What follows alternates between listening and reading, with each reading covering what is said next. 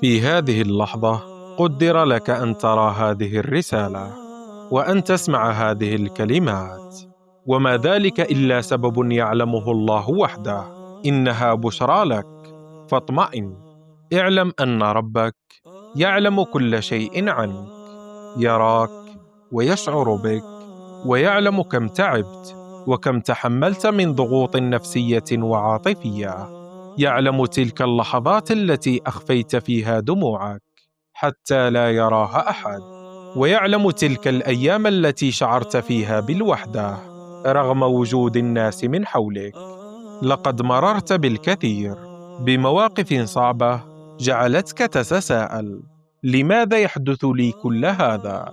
لكن تأكد أن الله لا يغفل عن شيء، وأن كل ما مررت به كان بقدر منه وفيه خير لك، وإن لم تدركه الآن.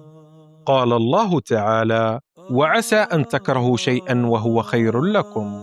لقد كتمت قلقك في داخلك، وتحملت حزنك وحدك، وعشت أياما صعبة لا يعلم بها أحد.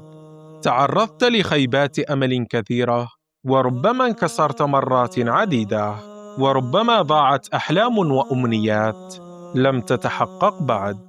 لكن هذه الرسالة تذكير لك: أنت لست وحدك، وأن الله معك، يراك ويسمعك. قال الله تعالى: إن الله مع الصابرين.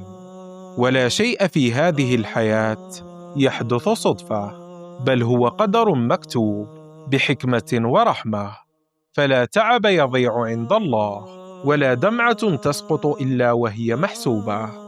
وقد قال النبي صلى الله عليه وسلم: عجبا لأمر المؤمن، إن أمره كله له خير، إن أصابته سراء شكر فكان خيرا له، وإن أصابته ضراء صبر فكان خيرا له. وسيعوضك الله عوضا ينسيك كل ما مررت به.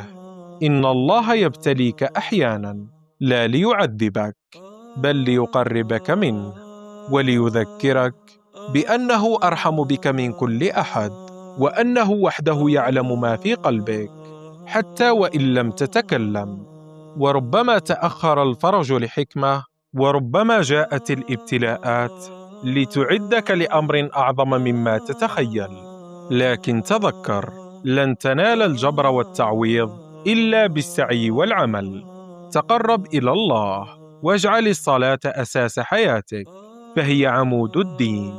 لا تترك فرضا، وقم الليل ولو بركعتين. اقرأ القرآن، وخصص وقتا لسورة البقرة، ففيها بركة عظيمة. واجعل الذكر والاستغفار والصلاة على النبي والتسبيح جزءا من يومك لا ينقطع، فهذه مفاتيح الطمأنينة وأبواب الفرج.